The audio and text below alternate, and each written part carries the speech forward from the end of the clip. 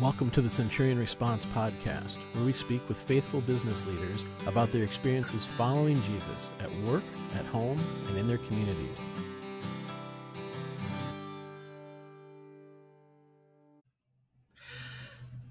Hi. Today I've got with me Todd Larson.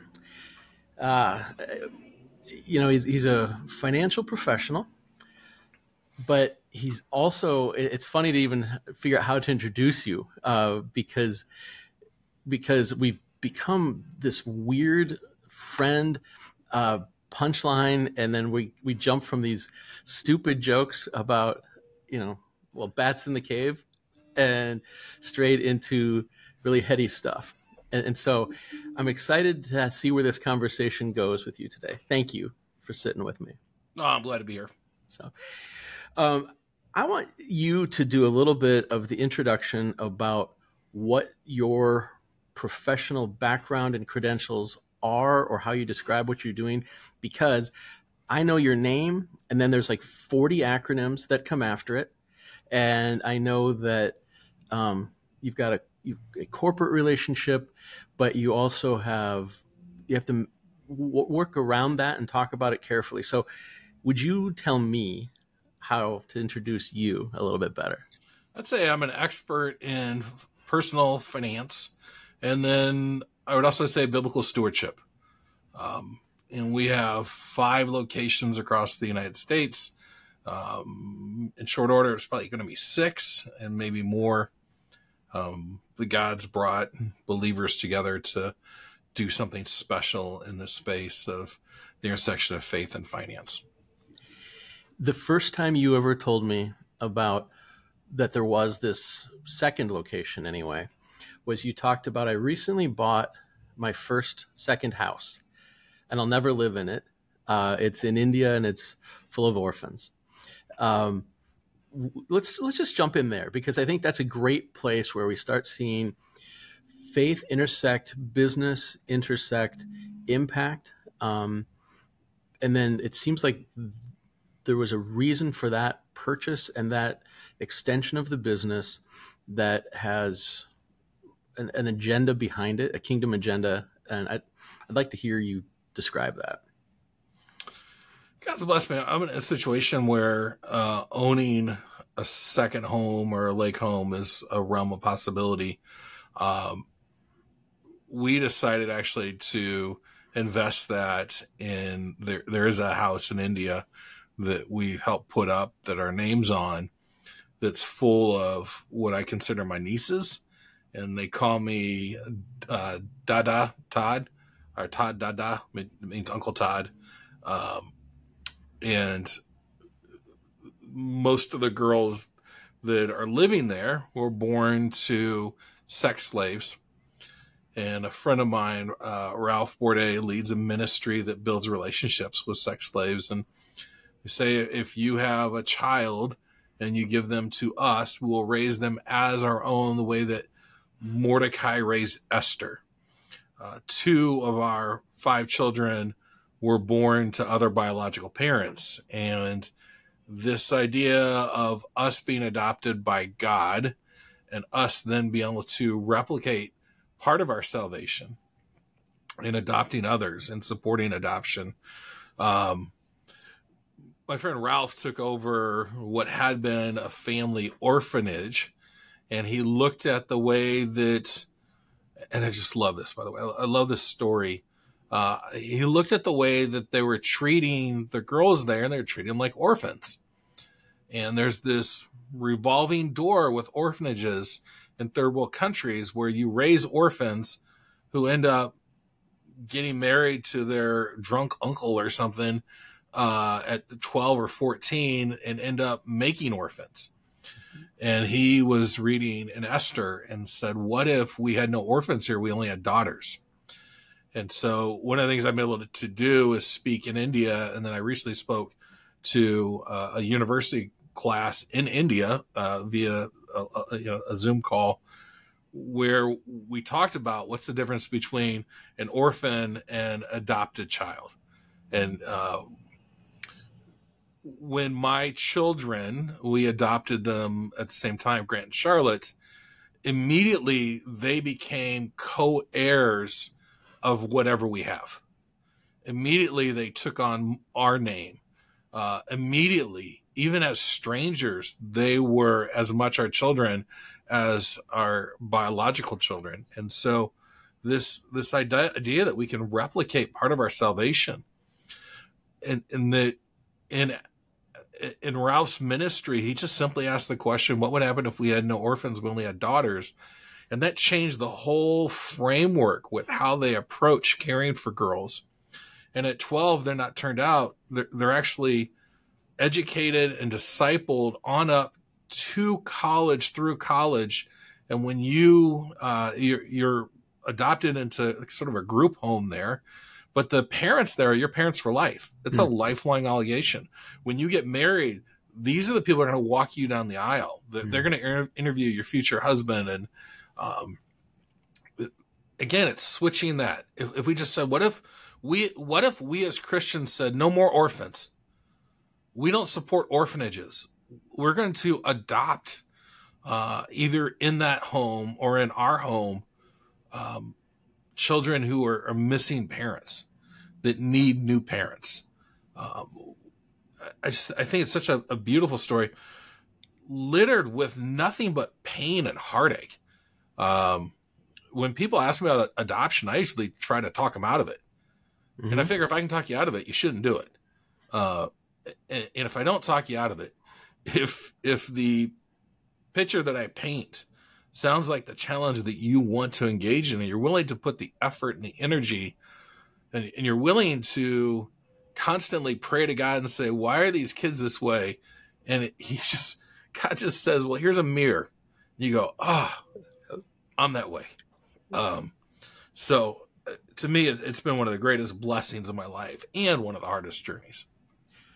So that connects. We've talked a fair bit about the idea of being a patriarch and a patriarchal burden. So you've got one of the offices, its primary function. I mean, I'm probably saying this in a way that is too blunt, but my understanding is the function of that office is to fund the house in India. As far as fund the next house, yeah. Okay. I purchased a practice from a friend that was retiring. We have a team out there that runs it, but the purpose was once it turns a profit, those profits go to funding the next house. So it was business for ministry's sake. And it just seemed like an ideal way to say, look, I don't need this revenue. We were fine, but I can help my friend move to the next phase of his life. I can redirect this and give it purpose. And now my heart's in it. I'm not a huge fan of let's just make money for money's sake. There comes a point where you go, okay, I have more than enough. Let me redirect that. And the danger in not doing that is that money becomes this false idol in our life. You know, Jesus twice in Matthew 6 and Luke 16, he tells us we can't serve both God and mammon, which is this pursuit of worldly goods, that will love one and hate the other. And I see believers serve mammon one of two ways. Most, it's not the accumulation of wealth. Most believers, the way they serve money is they get in debt to the point where they are serving it and they hate it. I think people with wealth that serve money lose the ability to appreciate what they have if they don't understand who created it, and they don't see what they have through the lens of God's purpose for it. I recently purchased some land, and on that, the purpose of that land is to bring especially young men out to mentor them and say, hey, let's go shoot a crossbow, or let's go, shoot a gun for an afternoon, or go fishing, or let's hike the trails, or let's sit around a campfire, because I believe discipleship between women happens face to face. Discipleship between men happens shoulder to shoulder. And so if you can fish next to a guy, you can talk to his heart. Yep. Whereas women do book clubs or whatever they do. I don't really, I mean, it seems like they do things like that where they're looking at each other. So I don't know. So connect, if you would, the India house and the whole transaction to understanding your role as a patriarch, because you're the first patriarch in your family, right? Like this is new ground that you've gotten to chart for yourself. Yeah, But I would say that the vision was always, hey, 18, you launch, you're your own family. okay, You're on your own. It's time to fly. And we started to look at the story of Abraham to Isaac to Jacob. And the highlight there is Joseph and Judah. In Genesis 37, the Genesis 37 to the end of Genesis says, these are the generations of Jacob. And most people read that and say, this is Joseph's story. If you read it as Joseph's story, you miss completely the point of it. Now, Joseph is talked about the most. And I guess maybe we make a Star Wars analogy that the Star Wars is a lot about Darth Vader, although he's not present on the screen very much. right. Jacob's not very present throughout the passages there, but it's truly about him and his kids and the formation of a nation. And Joseph in Genesis 37 leaves home. First, he leaves home to go supervise his brothers, and then finds out he ain't going back home because he gets sold into slavery. He becomes head of Potiphar's house. I don't know how long that took, but I don't think it's reasonable to assume that Potiphar taught him how to lead if he's a slave. And then he goes to run a prison. I don't think you teach prisoners to run prisons. And then he became the second most powerful person in Egypt. And then we see the blessing of Adam fulfilled as a result of God using Joseph. And how did he learn all this? I think he learned this from generation to generation. I recently went in and said, I was looking at this gift, the bribe from Jacob to Esau, and I'm like, I wonder how much that was. And so I did a bunch of research, and no one had added up that I could find the value of the bribe. So there was milking camels and donkeys and whatever else. There's all this stuff. And assume that there were slaves that went with it too. But we don't know that for a fact. But I would assume you had to have caregivers. But there's all these animals. So I just got on and started looking at auction sites for animals and what's the average for a camel, all these things. And the bribe was worth somewhere between 750 and 800,000 in today's dollars. We can assume that Jacob left and went to go live with his uncle, and he was broke. At 77 he left, at 97 he returned, but he came back with not just 4 women he's having kids with, 2 his wife, 2 his concubines, and all these kids, 13 kids, but he came back with enough wealth to offer a bribe to his brother to not kill him that was substantial. How did he learn to do that? How did he learn to make money? And obviously God blessed him, and my thought is the best we can ever be as farmers. We can't control the crop, but we can do our best to pull up the weeds and put the seeds in straight or whatever. I don't know what farmers do. They do something. You sound confused about farmers and women. We'll see what you do now. And so this idea of creating a multi-generation, and what if we saw our family as an enterprise? So we're adding another hat. I was talking to my oldest son who's married the other day, and I said, have you thought about doing this? And he goes, well, Dad, that would take my cash reserve too low, and I wouldn't be able to do these things. And I was like wanting to cry. I'm like, whoa, he received it. He received this training and stewardship. I've taken my whole family to India to spend time with my nieces there so they could see and experience what I've experienced. And then every Christmas, I don't know if we ever talked about this, every Christmas, we don't give our kids gifts. And the reason why is it's not their birthday and they truly need nothing. Mm-hmm. Even if they needed something, they need nothing. Right. what we started doing, and we've done this for about 15 years now, is on Christmas, we match their giving to ministries. And something we started new about 4 years ago is Christmas morning. It used to be presents and this self-centered greediness. On Christmas morning, I now run a trivia game on prophecies fulfilled at the birth of Christ. It is so loud and competitive and funny in our house. On Christmas morning, if you came, there's this game show going on with people angry at me for the difficulty of the questions. And I read out a prophecy, and they've got to find it in the New Testament if fulfilled. And then I give the winning team money to give to a ministry. And it's hundreds of dollars that we give. So we're giving real money. And now Christmas morning is about the prophecies Christ fulfilled, eating some delicious homemade cinnamon rolls for my wife, having fun, being competitive, and pouring through scripture and honoring Christ on his birthday. And I've had friends that confronted me that I'm depriving my kids. And I'm like, you should come to my house on Christmas morning. Nobody's deprived. Right. Nobody's greedy. Nobody's cranky. They're going full bore, competitive, fun, and it's all Jesus centered. So what's fun about that is, you hear people talk about, the patriarch or multi-generational wealth and families or legacies, one of the hot words that people like to use.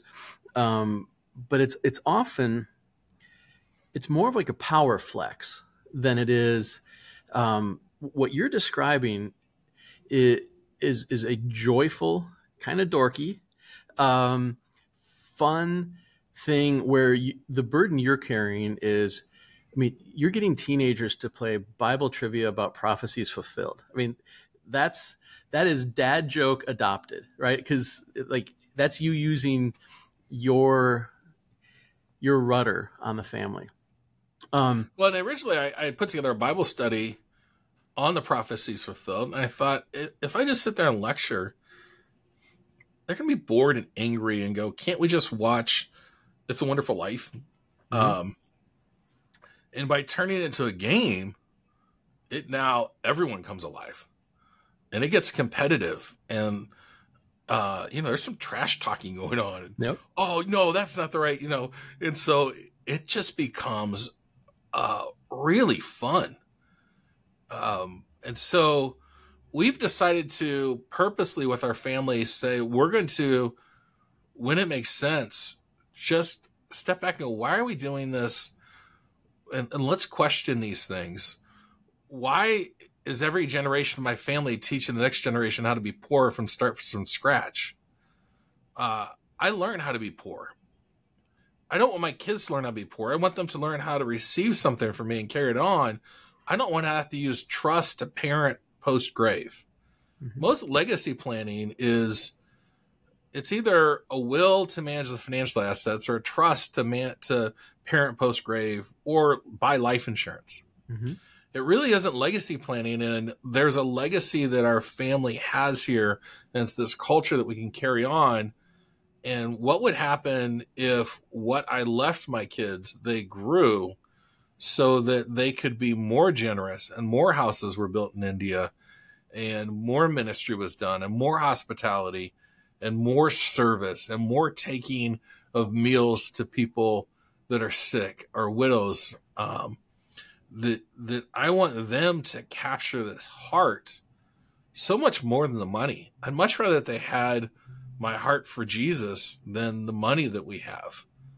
I'd rather that they had our integrity, our intellectual curiosity, our relationships. I'd rather they be best friends in their 40s and 50s than have a lot of money that they don't know what to do with.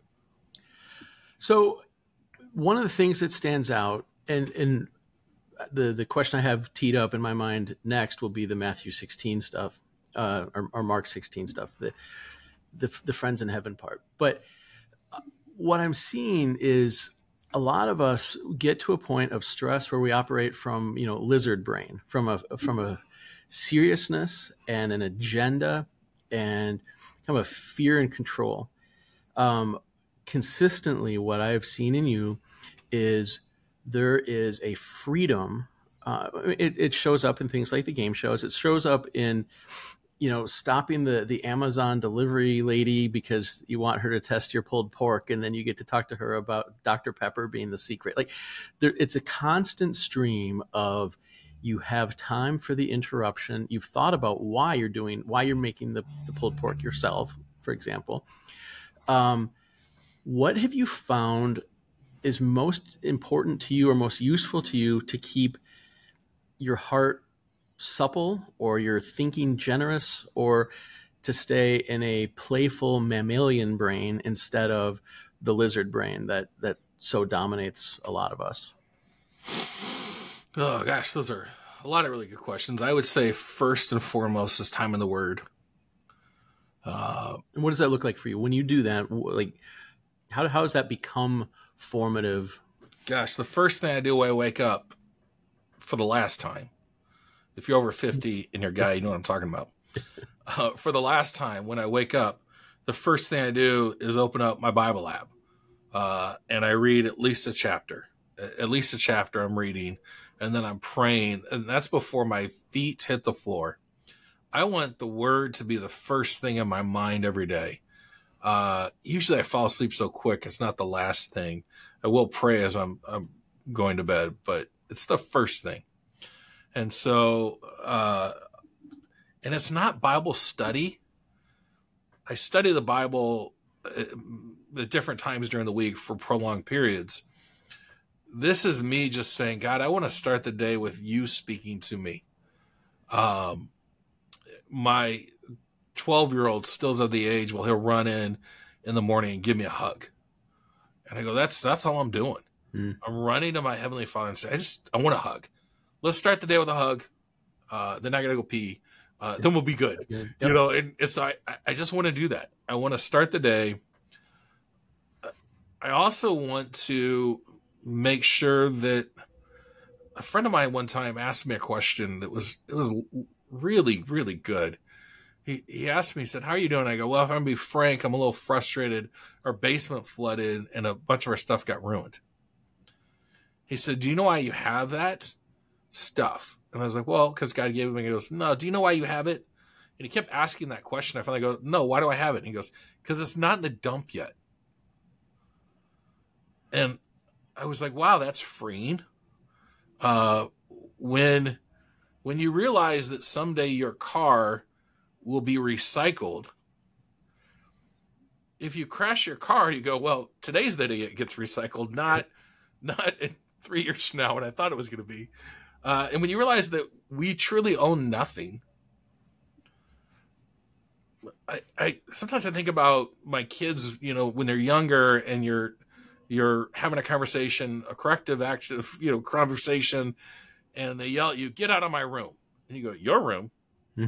Let's check the property tax card. Nothing goes well from that moment. Yeah. Yeah. You're hey, shut my door. Your door. Tell me how much you paid for that door. But how much did I pay to grow that tree? How much did I pay to design that? It's as silly for me to say something as mine as my kids to say, get out of my room. Right. No, I'm letting you use that room for a period of time. And eventually that might become your mom's craft room, or maybe our workout room, or maybe our guest room. But this is not your room for life. It's for you to have temporarily and to possess and enjoy temporarily. And I want you to invest in or enjoy it. But there's a time frame on that. And when we understand that everything we have,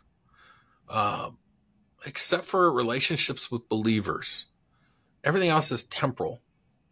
And it's for us to enjoy for a season. That's it, just a season. Whether it's a meal that lasts as long as it's on the plate, or a friendship that lasts for a period of time, or a phone that eventually dies, get the new thing, whatever it is. Well, it's all just temporary. And we have a rule in our family: we don't get upset about stuff. We get upset about character and integrity. We get upset about injustice. We don't get upset about things. one of my kids crashed my car one day, and his friend said, well, he was with his friend, and I never asked him what he's doing because I figured it would tempt him to lie to me, and I didn't want him to lie. So I figured a teenage boy driving a fast car, and his friend said, why don't we tell your dad we totaled the car, and then when he sees it, it'll be less than total, and he'll be happy. And he said, if I lie to my dad, he will lose it. Mm-hmm. And so I was at home, and he walked in and he goes, hey, Dad, can I show you something? I said, sure. He goes, I need to show you something with the car. And I walked out, and the front of the car is all messed up. And he said, I hit a curb. I said, apparently pretty fast, and it was a pretty high curb. He's like, yeah. And again, I didn't want to ask him. I didn't want to tempt him to lie.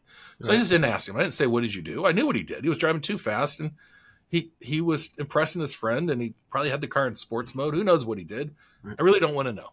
I said, thanks for telling me. Get it fixed. And I walked away. And that was it. And his friend's jaw dropped.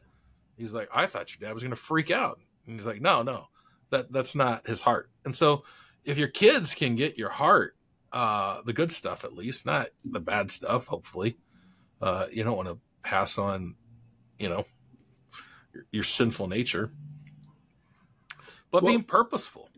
And we only have so many years to do this. We're realistically, we've got about a 7-year window where they'll listen to our directions, yep. From maybe 5 to 12. And then after that, it's coaching. Yep. And then after that, it's being a welcome mat and keep your mouth shut. There's this narrow window there to grab people. And the example again is Joseph. At 17, he's gone. He doesn't see his dad again for, was it 20 some? What was he, like 34, 35 next time he sees his dad? And he's grown up. He's got a wife and kids at that point. So there's this perspective of I'm going to do the right thing when we start talking about Joseph. There is something has been modeled, which has to do with submission, with a long view, with a here's how things work, here's how you do business, here's how you plant and take care of things. There's something about not being the center of the universe, which seems really important. But all right, which chapter 16 is it? I want to talk about it's Luke 16. So I still wasn't even clicking to the right book. Gosh, and I think Luke 16 and Matthew 6 are cousins. Those chapters just go together so much in my mind. And there's this drama unfolding where Jesus is calling out the Pharisees. And later in Luke 16 is the rich man and Lazarus. And it says the rich man was clothed in purple and fine linens. And we keep reading and we go, oh, so he's dressed like Prince. We have to stop and go, who dressed like that? Well, if we go back to Exodus 32 or something, or 20 something, we figure out that Aaron and his sons, the priests, the Levites, they dressed like that. And it would make sense because in Luke 16, 14 through 17 is about how the Pharisees are lovers of money. And then Jesus tells a parable about this rich man, probably a lover of money, who won't show compassion to someone that was, physically disabled. And I think he was telling the story about a Pharisee. Mm-hmm. And it would make a whole lot of sense to then when he says, hey, I want to go back and talk to my brothers, because they would be Pharisees too. And so I'm a big fan of, there's a detail that seems out of place. Let's go chase that detail. And why is it purple and a fine linen? If I told you that he was wearing a checkered shirt, jeans, and cowboy boots, you would go, oh, is this a cowboy from an oil tycoon from Texas? If I said he was wearing a mock black turtleneck and black jeans, you go, okay, maybe he's a millionaire from Silicon Valley. If I describe this rich person as wearing a $5,000 suit and a $20,000 watch, getting out of a Maserati, in front of his high-rise office, you would go, okay, I know we're talking about something in someone in New York in the world of finance. And so I think there's a clue given here that tells us how this person made their money. And then we can back up and read the parable of the shrewd manager with new insight, and what that means and what shrewdness is, which is witty and artful in deals.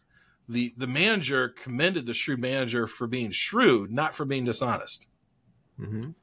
And I think that if we go back and read Luke 16, the guy was the CFO. He's in charge of the money. His master says, come, I'm like, you need to give me an account. Basically, show me the books. Mm-hmm. And do you remember the first thing he did? He goes and settles the debts. He goes and says, how much do you owe? Time out. He doesn't even know. Yep. You don't have records of what these guys owe? You're a terrible manager of your resources that belong to somebody else. You're being a terrible steward. So he settles up and gets the money and gets a little something for himself in the process. And that guy goes, okay, now that was shrewd. That was witty. That was artful. And Jesus says, the sons of this world are more shrewd in dealing with their own generation than the sons of light. You religious people aren't doing so well managing your money, because a lot of believers just go, well, money's evil. Money's the root of all evil, versus the love of money is the root of all kinds of evil. That I don't want to serve money, so I'll ignore it. That's not what we're to do. It's like ignoring your garden. You're just going to get weeds. You're not going to get stuff. And then Jesus says something that, gosh, I spent about 6 months reading these verses because they just didn't make sense to me. Actually, just one verse. And I tell you, make friends for yourself by the means of unrighteous wealth. So when it fails you, you may be received into eternal dwellings. So what is unrighteous wealth? Well, make friends with unrighteous wealth. Here's what I'll walk away with. Here's my understanding of this verse. Make friends for yourself means of unrighteous wealth. Use the money you can't take with you, which is all your money. All the money that you have, you can't take with you. Let me see if I have it.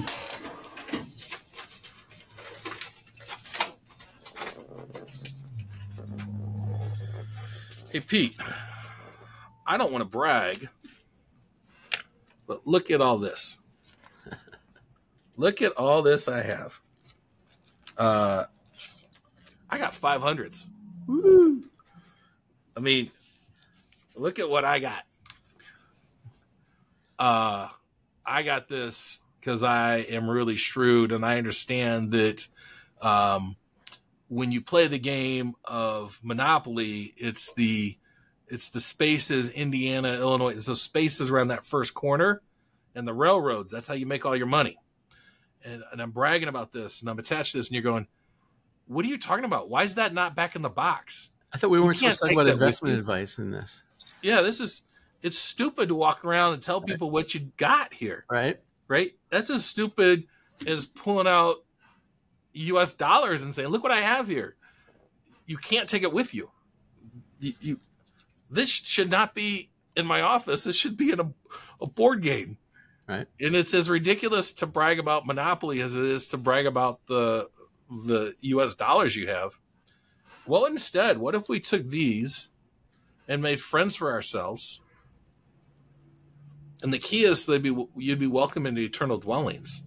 And in the context of that story, that means that these friends are going to invite you to dinner in heaven.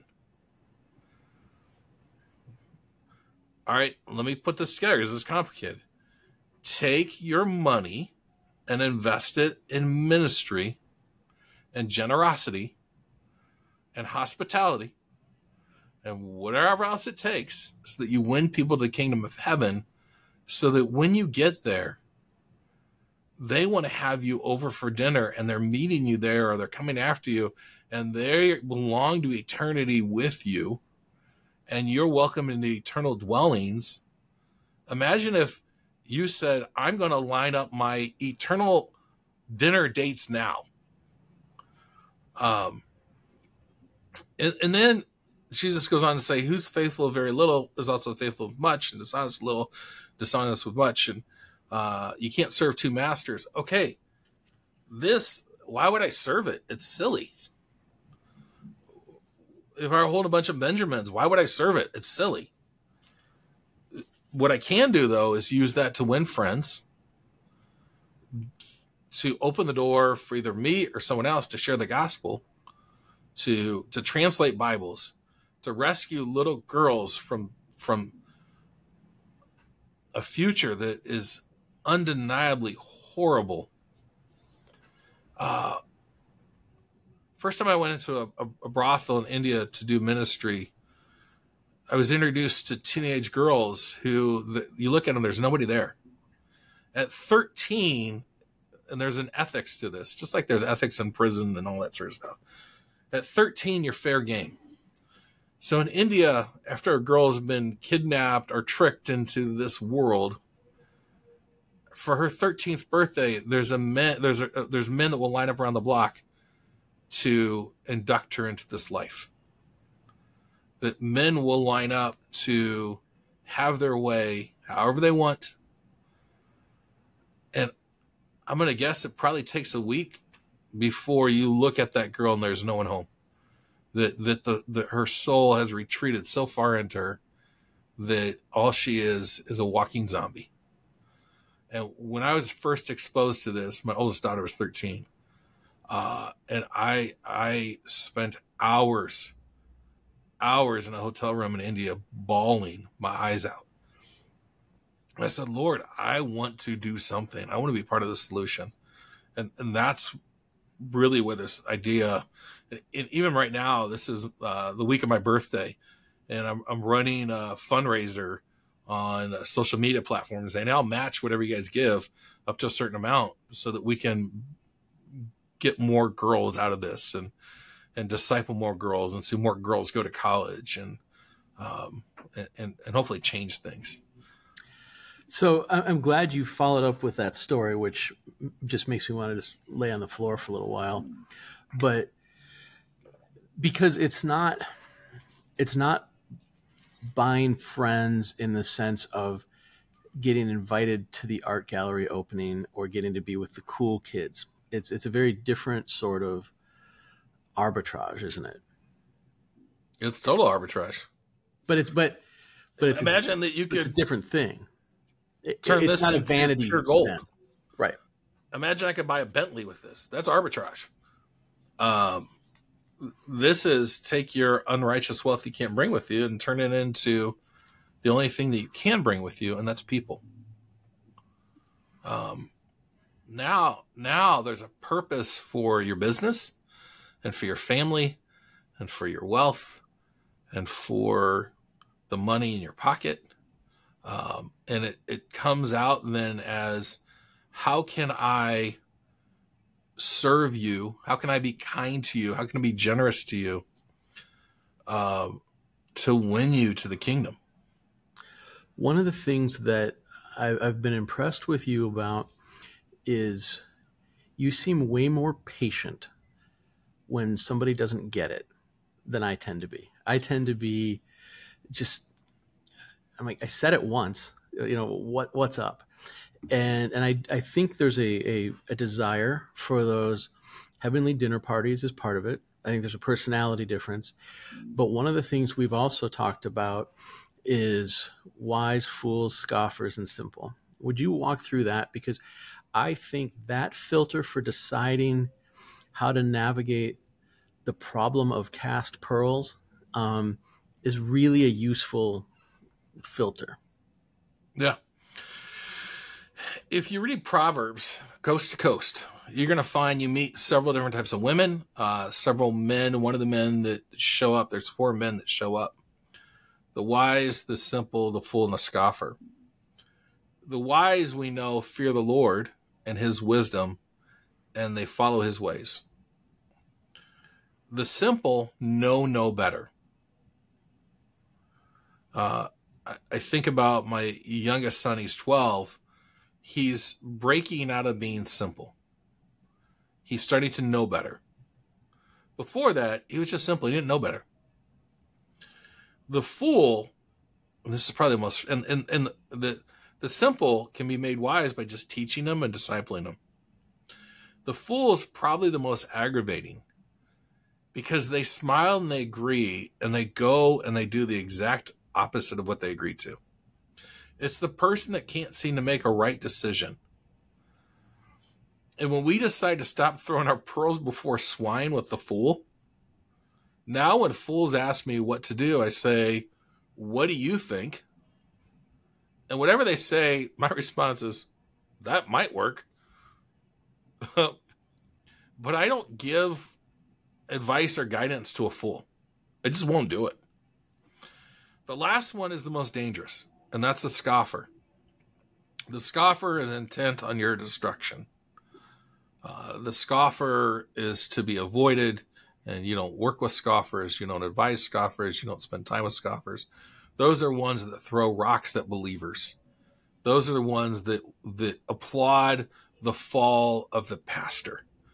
The pastor that falls in sin, they applaud and go, see, I used to use an example of a comedian that hosts sort of political talk shows, a scoffer about believers. And lately, he's not such a scoffer. Mm-hmm. And I think you're going to find that less and less people become scoffers of Christians and of Christianity as the world gets darker. And it's hard to let your light shine in the bright of day, but it's really easy to let your light shine when it gets dark. And one of the things I love about the world of finance is the world of finance for a very long time was full of greed and dishonesty and deception. And you can think about all the huge scandals over the years that have happened, all of the major bankruptcies and all these things where people have been swindled out of money. And Wall Street has been a godless place for a long period of time.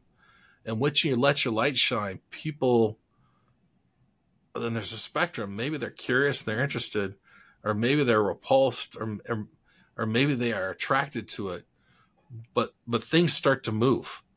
When you shine light in a dark place, things change. Sin reacts. People react. And so working in the world of business and saying, I'm going to live out my faith the best that I can, and how I advise people and how we manage and help manage resources. In doing that, we're discipling people, which we're told to go make disciples of all the nations, yep.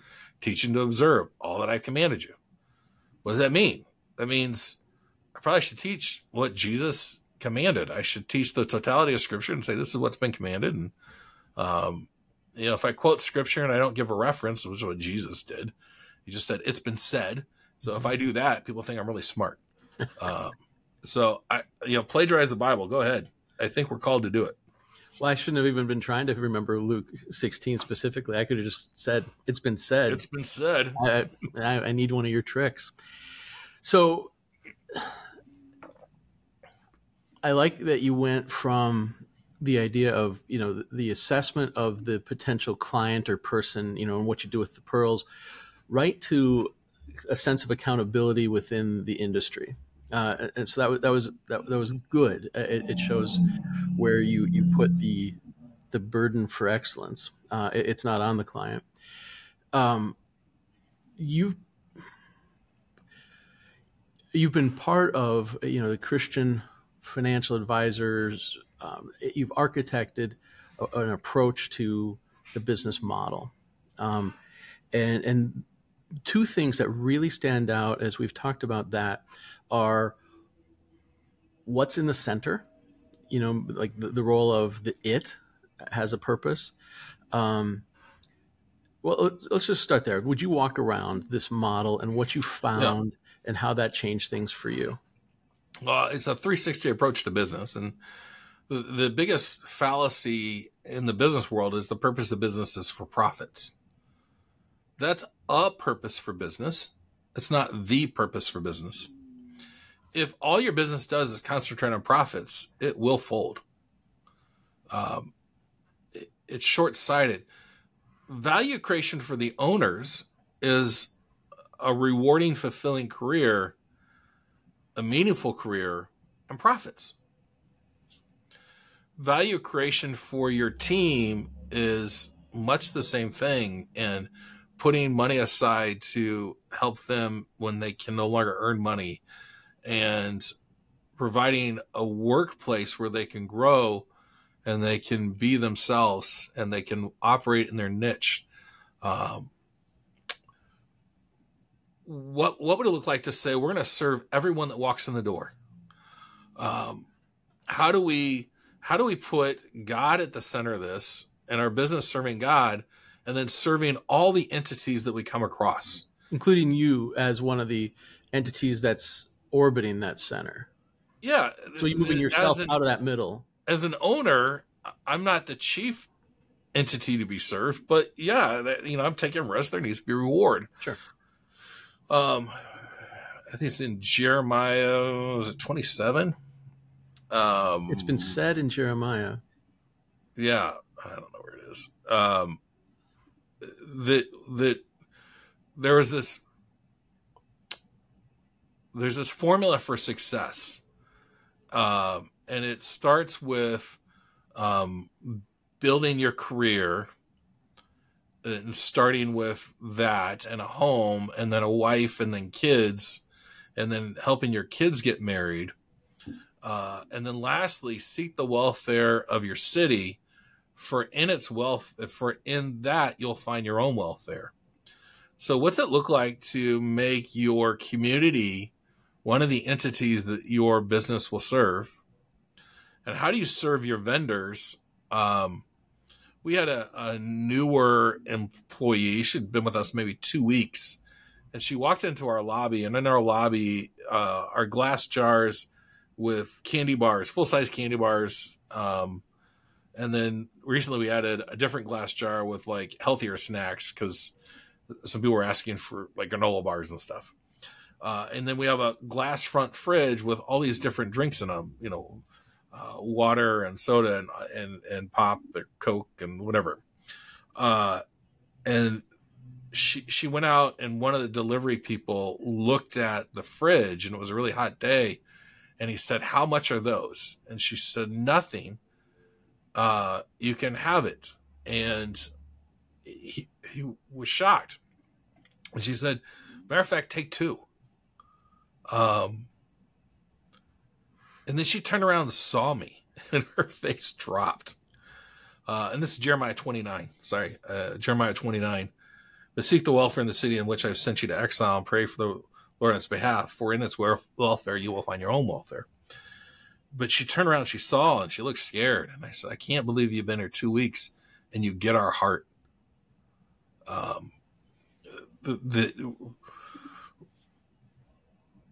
There's so much to be done to serve people, whether it's going to their house on a day of snow and shoveling off a widow's driveway, or bringing a meal, or every Valentine's Day, our office hosts lunch for widows. And we've never taken a picture. We don't post it. We don't use this to celebrate us. That doesn't go on any social media. And we just host this day for widows, and we start the thing always with the same speech. "I know today stinks. This is our way to hug you. We just want to say we love you. And as long as you'll keep coming, we'll keep doing this." That's our commitment. And every year at the same steakhouse, we do that. And what's interesting is when you give your unrighteous wealth to win friends like that, not only does it impact the widows. I had one of the managers at the steakhouse approach me recently and said, "Todd, I've never told you, but Valentine's Day is the favorite day of the year here for our staff because of the lunch you do." And everybody wants to work it. Partly they want to work it because we tip nice. So we're not just being generous with the widows, but we're being generous in our tip. But people like to participate in good works. And it's a reflection of our faith, just James chapter, was that 2 or 3? Show me your faith, I'll show you my works. And we do this as a reflection of our faith, not in place of our faith. Yep. That we don't believe good works gets us anywhere. We do it. I do nice things for my wife because I love her and I want her to know I love her. It's an outpouring of my love that I'm going to bring her flowers or rub her neck after a long day, whatever it is, rub her feet. That's because I love her, not to earn something. Yep. Yeah, that's more adoration than obligation. And we talk about that when we have a conversation with, the two types of biblical giving. And you came up with this analogy. It's the two banks of the stream. In a relationship, there's adoration, there's obligation. And the obligation with a friendship might be that, hey, I spend time with you, I listen to you, I don't lie to you, and I show up when I say I'm going to show up, whatever it is. Adoration is, I saw this and I thought of you, and so I bought it for you, or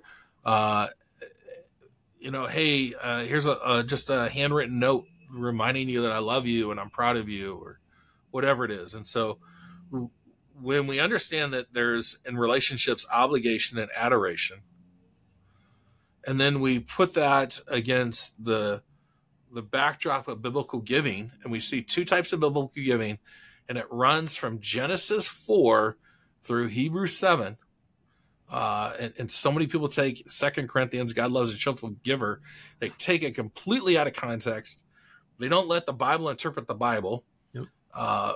And it's probably one of the most mistaught passages in the Bible. Well, hit that one first. Why is it? Hit the cheerful giver thing first, because, like, as we work through that's one that is a, boy, do I hate hearing that, because it's such a cheap alternative to what's already been offered. So hit it for me. Well, what I see throughout scriptures, there's two types of giving. And if you look in Nehemiah and First Chronicles, these funds were kept completely separate. We see free will offering, which is a reflection of your heart. Go back to the first tabernacle, and people were bringing as a reflection of the heart, the overflow of the heart. That's how they're giving. That's how the money was raised. Bring this as a reflection, the overflow of your heart. And they were told to stop, right? That's the one where... Yeah, you got to stop. Too much. People were bringing more than enough. Yeah. That happens in almost every building campaign, right? Yeah, well, what's really fun is you can trace that wealth back 600 years. There was a prophecy given in Genesis 14 about that wealth. God had a plan for that wealth for 600 years. That would be a different podcast. That's a really interesting story to me. So free will offering's always been a reflection of your heart. God loves when people are generous. He loves a cheerful giver. You look at Paul was sent on a missionary journey to raise funds for a famine that had been predicted by Agabus in Acts. And he goes out and he tells people, he goes, I want you to give as a reflection of your heart. Set aside some every week. When I come back, I'm going to get it. Because of this whole 1 Corinthians where it says set aside some every week, and then he comes back and goes, where's the money? People go, well, that must be the tithe. That's not how people tithe. The first fruits of your crop, firstborn, that wasn't some every week. That was some as it was produced. Now, if you were on an hourly or daily wage, I guess that could reflect that. But the tithe, which has been in place, and the first examples came prior to the law, it seems like a reaction to God is this faithful giving, this 10%. People will say, well, the tithe is Old Testament. Really, read the Old Testament. Why did God have to reinstate the tithe again and again and again and again? Why? Because the people stopped doing it. They weren't mindless drones. They were people like you and I that said, you know what, I'm sick of this.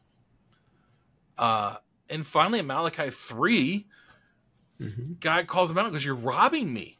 The tithe is mine. You're robbing me of it. Bring it. I'm withholding blessings because you won't tithe. And so many people today want to tip God and only give to God when they're generous. And well, no, that's a free will offering. A tithe is formulaic. A tithe is prescriptive. A tithe is obligation. The free will offering is adoration. It's a response. It comes with joy. And I told you I was running a fundraiser today. That's a free will offering because I love what's going on in India. I love the solution there. I used to, and I've gotten away from it. I used to, every year on my birthday, invite all my friends. I didn't tell them it was my birthday, but I'd take them to the sushi restaurant I love, and I would just pick up the tab. That's my adoration to say, on my birthday, I want to celebrate that I have you as friends. I've done literally the same thing at a sushi restaurant. That's funny. Yep. Yeah, that's an adoration, in relationships. And so if we get clarity that there's an obligation to adoration, and the two make a perfect relationship.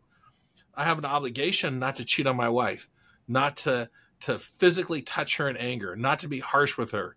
I have an obligation to be present and protect her and to provide for her. Those are all my obligations. My adorations are, I'll clean up. I'll put the kids to bed. I'll go get the kids from this. That's all adoration. I called my wife this morning after a breakfast appointment and said, I just want to hear your voice. That's adoration. I like hearing your voice. If you got at the same time as me, I could hear it in the morning. I didn't say that. And hopefully she won't watch this podcast. That's just because you've been married long enough not to. So one of the things that we looked at together too was the 3 tithes.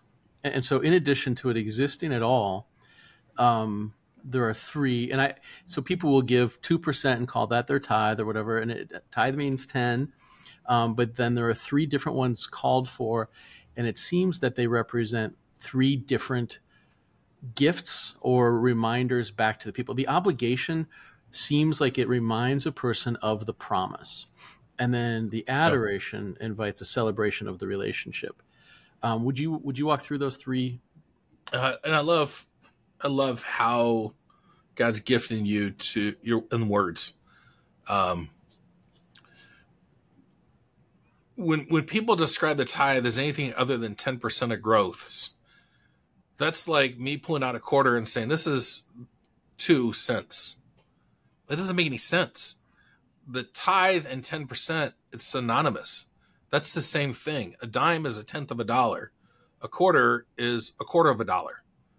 That's where the name came from. You can't redefine it and say it's something else. In Scripture, we find 3 tithes. The first was to your local priest and tabernacle.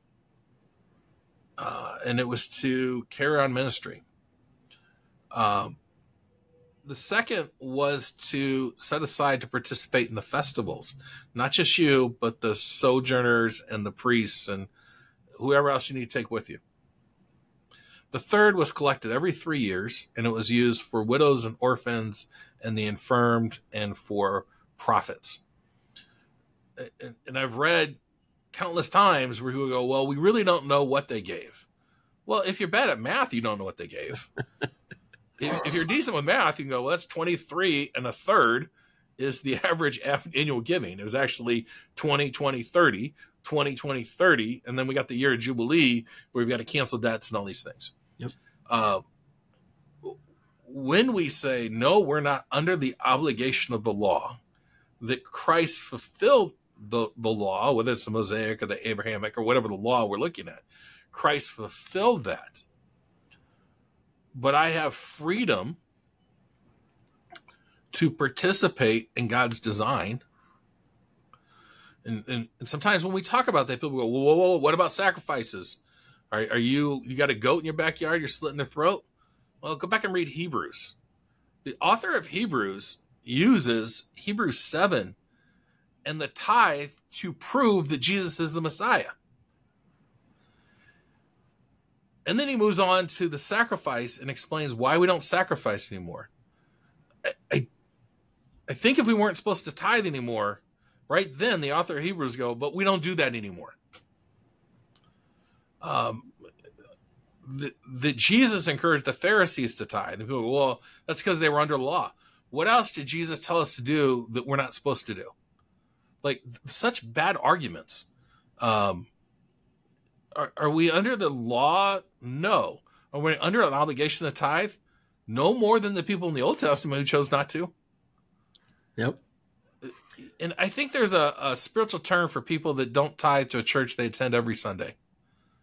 It's a jerk. You're being a jerk. You want to use the utilities. You want the pastor to give a great message. You want to use, consume. You want your kids to get good animal crackers, not the generic ones, but good ones in the nursery, right? Yep. We want all these things, but we're not willing to give back to God what's just his, the 10%. And we want to squabble about that? Yeah, you're just being a jerk. So what we found was that those 3 tithes stood for something, and they situated the people, right? And the first one was whose they were.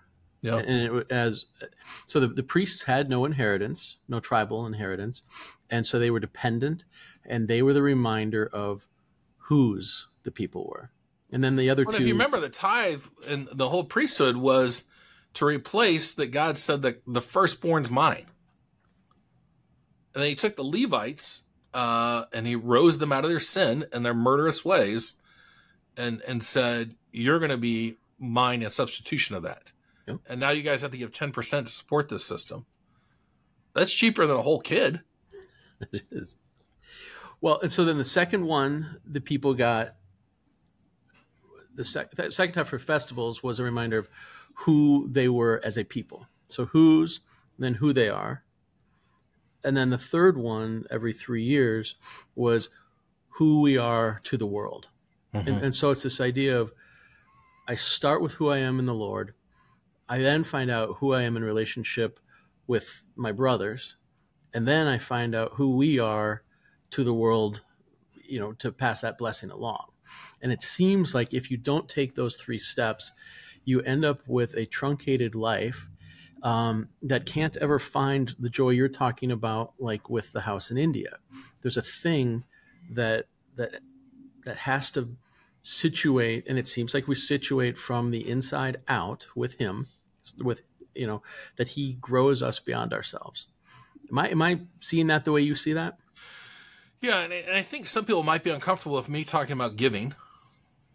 And you go, well, Matthew 6 says not to give your, don't announce your giving. You read Matthew 6 and this hey, as you pray, as you fast, as you give, Jesus is assuming you're doing all these. It was about your relationship with God and the Heavenly Father. That's what Matthew 6 is about. Yep. It's about the vertical. Don't show off your vertical. Matthew 5 is all about the horizontal. Let your light shine before all men so they could see your good deeds and give glory to your Father in heaven.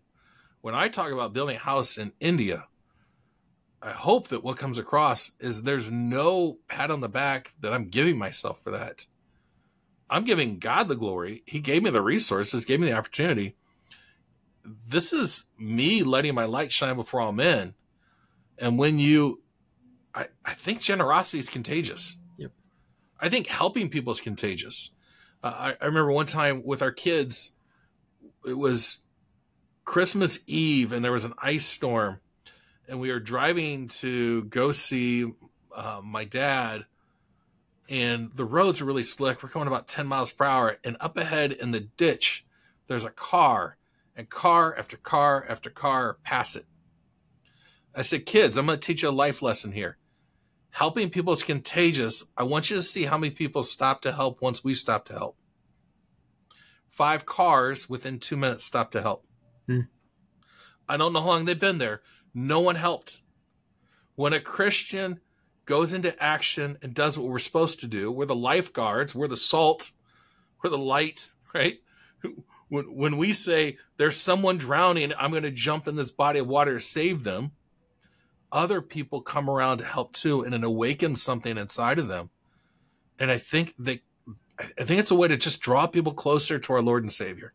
And we can do that in business, we can do it in family, we can do it in all sorts of ways. But what a gift to give people and say, I just want you to taste what it's like to know my Father. If you only knew, even if you just came for dinner one night, knew who my Father was for one night, I think you would really like him. I think you'd really like my Savior. I apologize that this is a hard shift into a practical thing. But once when you talked about the cars driving by, I'm picturing people driving by. in the snow. And I think about in your industry the problem of swim lanes and the assumption that all I'm supposed to do is this part, and they've There's got no way to transition this one. but I'm really excited about what you're doing now with the estate map or the review, and I mean, so my dad's got an advisor, but I want him to pay you to do this assessment, and I'd like you to talk about it. And I think this is one that people who watch or listen to this should consider doing the same, because my understanding is that this is, if it's not unique, it's way not common. So I've never seen it. I believe it was a gift from God that we created this. We've been working on it for several years now. When estate planning comes in, you obviously have an attorney who's giving legal advice and documenting the intent. That's their job. If they're good, they'll help you with a follow through too, and help you retitle and whatever it is. Here's how your beneficiary should be set up, your ownership, whatever. The financial person, usually they say, I need to make sure you have this document. And if they're really good, maybe they follow up and say, how are things supposed to be titled or beneficiaried or owned, whatever it is. And sometimes the CPA is brought in as this is being done for strategy. If not, they're relied on at death to record whether it's the last income tax return or the estate income tax return or the trust income tax return or the estate return, whatever it is. What I see is missing is a couple of things, is the mapping and saying, if you die, here's what happens. This is your net worth. Here's your estate plan. Does this flow according to your intent? I talked to a client yesterday. We're walking through that. And she goes, well, I've told my sister that if there's enough money, I want you to give these 4 friends $10,000 each. I said, she can't. You don't have that documented. She'd be breaking her fiduciary standard. What if we just got that documented?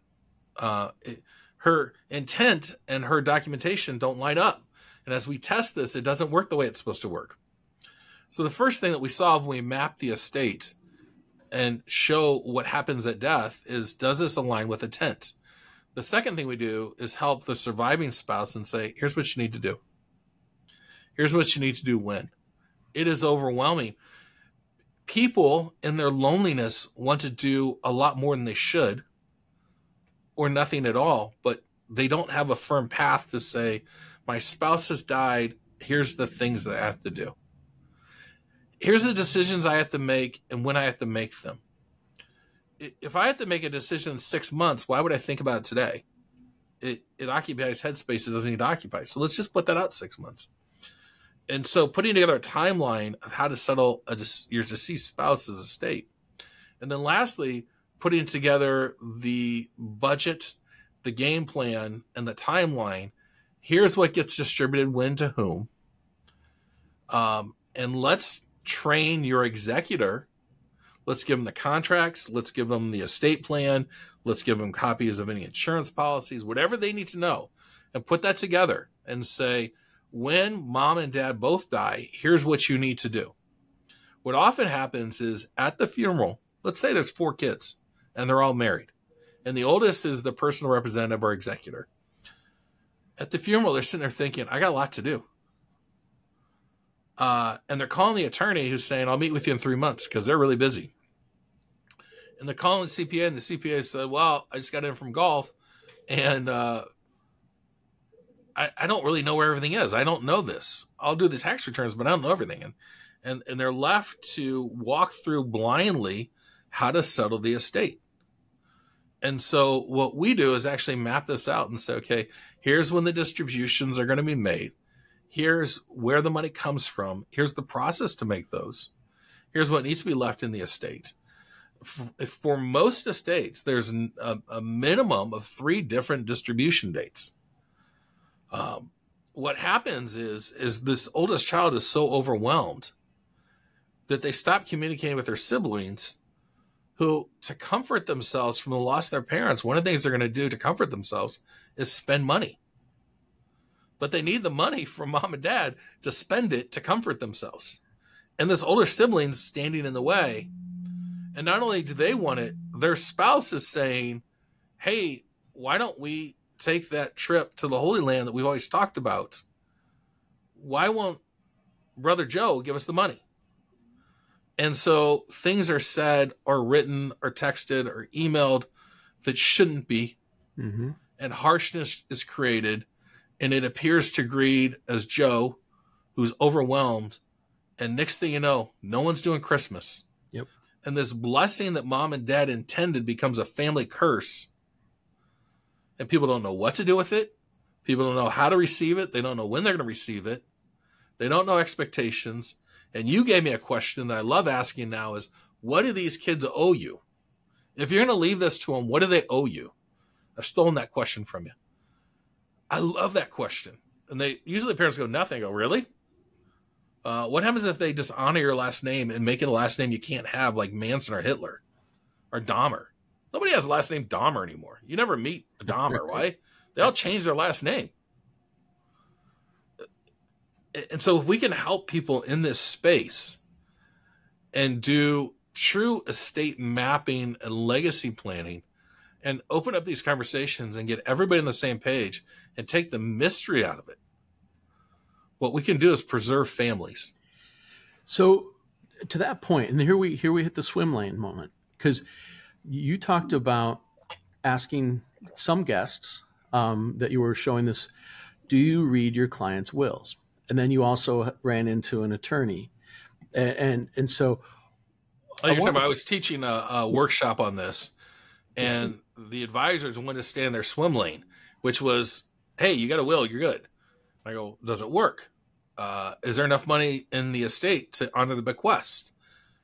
Are you going through the work of having a trust and going through probate? Why?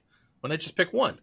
And so while we were teaching this workshop, I bumped into an attorney at lunch, and I said, could you just come in? And the attorney's like, this isn't what we do. We don't deal with numbers. You deal with numbers. We document this. You don't give legal advice. We give legal advice. And again, the CPA usually is going, I don't know enough. They think I know it. I get a 1099 statement that shows the interest they made on their investments, but I don't know what investments they have.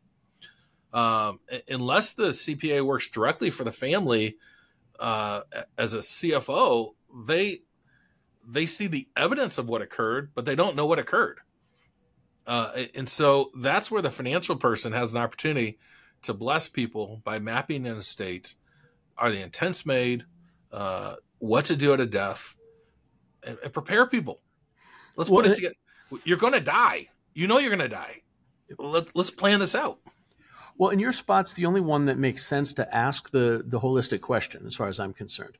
So the attorney indicated, if I'm remembering correctly, no, that's not you stepping on our feet. Like, here's the line, but I would welcome that. And that it seems like for fear of crossing the swim lane, or for, losing sight of the fact that it's all one pool, that those lanes are artificial, that the client is in the water, that there's I don't know if it's lazy exactly, but there's a fearfulness that. I don't think it's lazy. I think it's just one, maybe not knowing the rules. And if you haven't processed, there's some complexity there. Yeah. And then sometimes people just don't think to do something. Why in the 80s did we not have adaptive cruise? Right. I don't know, but gosh, it sure is a great thing. Yep.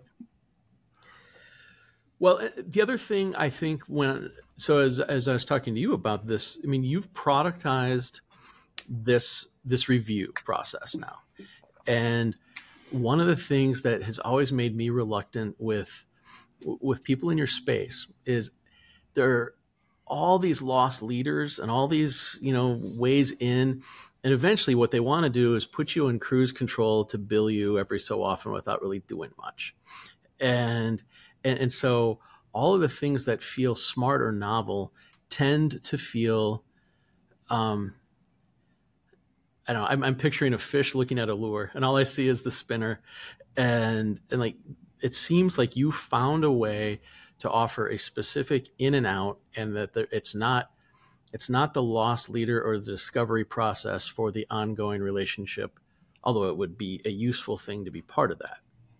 Am I understanding what you're putting together well? Yeah, I think for us, it wasn't, I'm trying to create something to sell something. I'm trying to solve a pain issue. I'm trying to solve a fear issue, and I'm trying to solve a family disruption issue.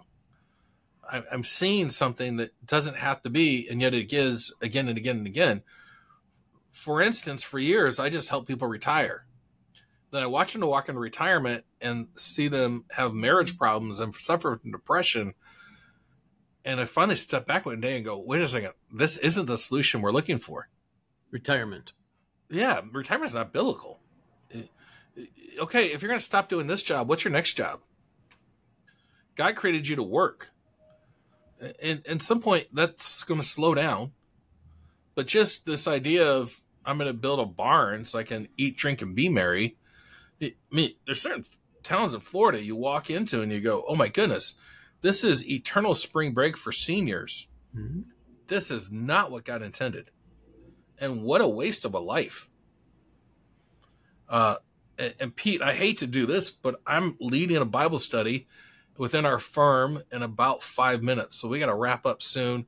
It's great. We do an every other week Bible study, and we just take a break on Friday afternoons when we're recording this on a Friday afternoon to stop and honor the Lord and say, what can the Bible teach us about our profession? Cool. So we're working our way through Exodus, and we're going to look at this whole first free will offering and study that so that we know how to help people be good stewards in what they're trying to accomplish. We can't really talk about corporate relationship, but a person can Google you by name, and that's probably the best way to find you for now, correct? I don't know if I'm supposed to say that, but sure. Okay. Well, thank you very much for the time and for this insight. And Pete, I love talking to you. Anytime. Anytime, my friend. All right. Thank you. We're going to stop it now. See ya.